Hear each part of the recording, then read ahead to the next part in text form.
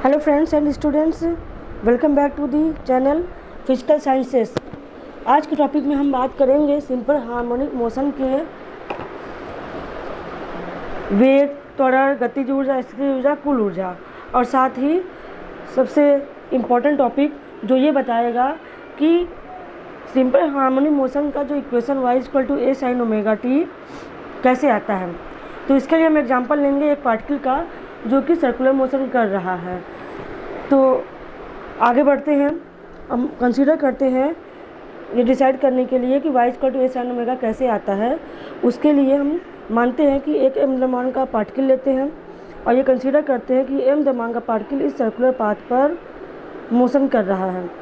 x dash इसकी equilibrium position है, y dash जो है इसका x axis, y dash y axis है, o इस सर्कुलर पाथ का ओरिजिन है, सेंटर है जो कि ओरिजिन ओ पर लाई करता है। मान लिया किसी समय पार्टिकल जो है m द्रव्यमान का पार्टिकल p पॉइंट पर है। जब ये p पॉइंट पर है तो उस समय हमको क्या निकालना है, पार्टिकल p का x डैश एक्सिस के अलॉन्ग और y डैश एक्सिस के अलॉन्ग प्रक्षेपण या प्रोजेक्शन कितना है। तो इसके लिए हम p से x डैश एक्सिस पर एक परपेंडिकुलर ड्रॉप करते हैं, जिसका परपेंडिकुलर का ड्रॉप करने पे x एक्सिस पर जहाँ पे गिरता है उस पॉइंट को हमने नाम दिया है m। o से m तक की दूरी x है। इसी प्रकार p से y एक्सिस पर परपेंडिकुलर ड्रॉप करने पर जो परपेंडिकुलर ड्रॉप होता है उसका पॉइंट नाम दिया हमने s। तो ओरिजिन से इसकी डिस्प्लेसमेंट हो गई y एंड ओरिजिन से m पॉइंट की डिस्प्लेसमेंट हो गई x। तो हमें निकालना है y और x की वैल्यू। कैसे निकालेंगे, हम ट्रायंगल OPM की बात करते हैं। तो ट्रायंगल OPM में साइन थीटा इक्वल टू क्या हो जाएगा, लंब बटा कर्ण। लंब हो गया PM, कर्ण हो गया OP। तो लंब PM कितने के बराबर होगा, y के बराबर होगा। तो साइन थीटा इक्वल टू हो गया y/a। तो यहाँ से क्या निकला है, y = a sin theta. Theta क्या है, एंगुलर डिस्प्लेसमेंट है। आपने पढ़ा था होगा वृत्तीय गति में ओमेगा इक्वल टू क्या होता है, θ/t। Omega equal to θ/t होता है। तो यहाँ से थीटा इक्वल टू आ गया omega T. Then putting the value of theta, y = a sin omega T. इसी प्रकार जब हम x के बारे में बात करेंगे तो इसी ट्रायंगल में OPM में हम देखते हैं cos थीटा इक्वल टू कितना हो जाएगा, आधार बटा कर्ण x/a। तो x इक्वल टू हो गया a cos थीटा। थीटा का मान फिर से रखेंगे a cos ओमेगा टी। तो दिस इज अदर इक्वेशन। तो ये दोनों ही इक्वेशन क्या रिप्रेजेंट कर रहे हैं, साइन वेव है और कोसाइन वेव इसमें आ रहा है। तो इसका मतलब है कि ये दोनों displacement x and y along the x axis and along the y axis जो पार्टिकल का प्रक्षेपण था, ये दोनों SHM को रिप्रेजेंट कर रहे हैं। Equation number 1 and 2 both represent equation of SHM। ये क्या इम्प्लाई कर रहा है, ये इम्प्लाई ये कर रहा है कि पार्टिकल P का प्रक्षेपण along the x dash axis और y डैश एक्सिस हमेशा SHM को फॉलो करता है, जबकि कोई पार्टिकल P जो है एक सर्कुलर मोशन को ट्रेस करता है। अब चूंकि हमें विस्थापन का समीकरण मिल चुका है y एंड x, इसलिए हमको वेलोसिटी आराम से प्राप्त कर सकते हैं, क्योंकि हम जानते हैं कि वेलोसिटी भी क्या होता है, rate of change of displacement होता है। तो rate of change of displacement होता है change of displacement with time, जिसको हम कहते हैं rate of change of displacement. Therefore we can write v = dy/dt, मतलब y का टाइम के रेस्पेक्ट में डेरिवेशन करते हैं। Then derive equation number 1 with respect to t।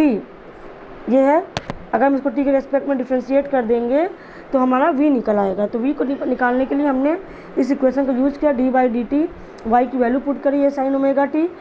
अब इसको डिफ्रेंशिएट करेंगे, चूँकि a एम्पलीट्यूड है, ये कांस्टेंट होता है, तो इस डेरिवेटिव के बाहर निकल आएगा ये, और डेरिवेटिव चला जाएगा साइन पर। a एज सच ऐसे ही रहेगा। साइन ओमेगा टी का जो डिफ्रेंशिएशन है वो हो जाएगा cos omega T. Then cos omega T के बाद ओमेगा टी का हम डिफ्रेंशिएशन करेंगे तो ओमेगा जो होगा, ओमेगा बाहर आ जाएगा चूँकि कांस्टेंट है और टाइम t एक सिंगल वैल्यू है, सिंगल है, इसके ऊपर कोई पावर नहीं है। t के रेस्पेक्ट में t को जब डिफ्रेंशिएट करेंगे तो ये 1 आएगा।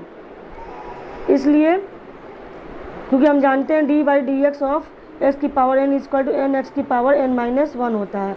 तो यहाँ से अगर हम t के रेस्पेक्ट की बात करेंगे तो d/dt ऑफ t, चूँकि n का मान हो जाएगा 0, 1, तो देयरफॉर 1 t की पावर 1 - 1 ये 0 हो जाएगा। इसलिए ये हो जाएगा A omega cos omega T. Okay,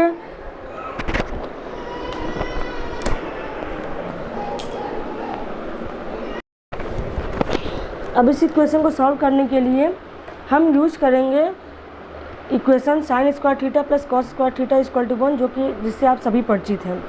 तो इस इक्वेशन को यूज़ करके हम कॉस ओमेगा टी की वैल्यू निकाल लेंगे और इस इक्वेशन में हम रख देंगे।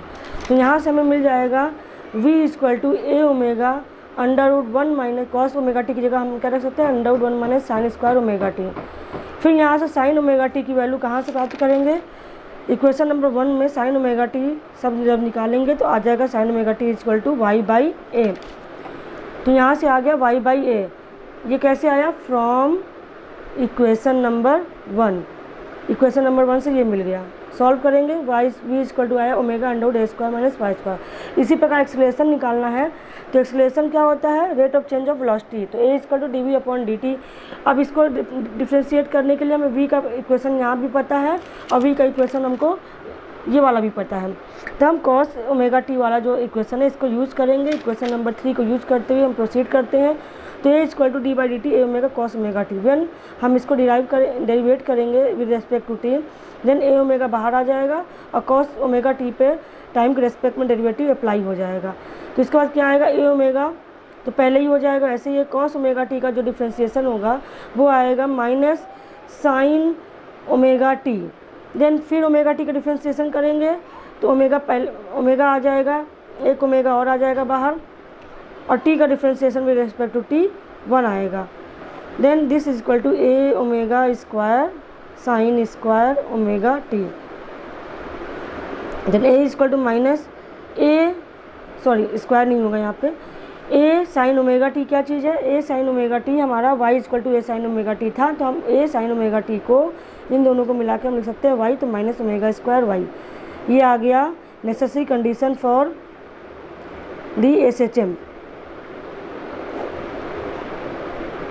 ठीक है, ये नेसेसरी कंडीशन फॉर एसएचएम हो गया, जो कि हमने पिछले लेक्चर में हमने बात करी थी कि कोई भी गति सरल गति तब होती है जब उसमें उत्पन्न त्वरण विस्थापन के अनुपाती होगा और निगेटिव साइन ये रिप्रेजेंट करता है कि उसके विपरीत होगा, क्योंकि ओमेगा कांस्टेंट है। This implies A is directly proportional to minus Y. अब यहाँ से हमको फोर्स भी निकालना है, तो फोर्स को हम फाइंड कर सकते हैं, एफ इक्वल टू होता है एम ए। तो from this equation, equation number 5, equation number 6, तो हमें पता है कि F equal to M A होता है, तो यहाँ से हम निकाल सकते हैं, ये हो जाएगा minus M omega square Y. This is equation of force. अब हमें बात करनी है काइनेटिक एनर्जी की। तो काइनेटिक एनर्जी एवरीवन नोज कितना होता है, अगर हम इसको रिप्रेजेंट करें यू से, this is equal to half M V square. हमें वी का इक्वेशन पता है, हम वी की वैल्यू यहाँ से पुट करेंगे तो हो जाएगा half M omega square A square minus Y square. ये हो गई काइनेटिक एनर्जी की इक्वेशन, इक्वेशन नंबर 7। अब बात करते हैं पोटेंशियल एनर्जी की। तो पोटेंशियल एनर्जी हमें सभी लोग परिचित हैं कि किसी भी वस्तु में को एक्स दूरी विस्थापन करने में अगर कोई कार्य, जो भी कार्य किया जाएगा वो उसमें स्थितिज ऊर्जा के रूप में स्टोर हो जाता है।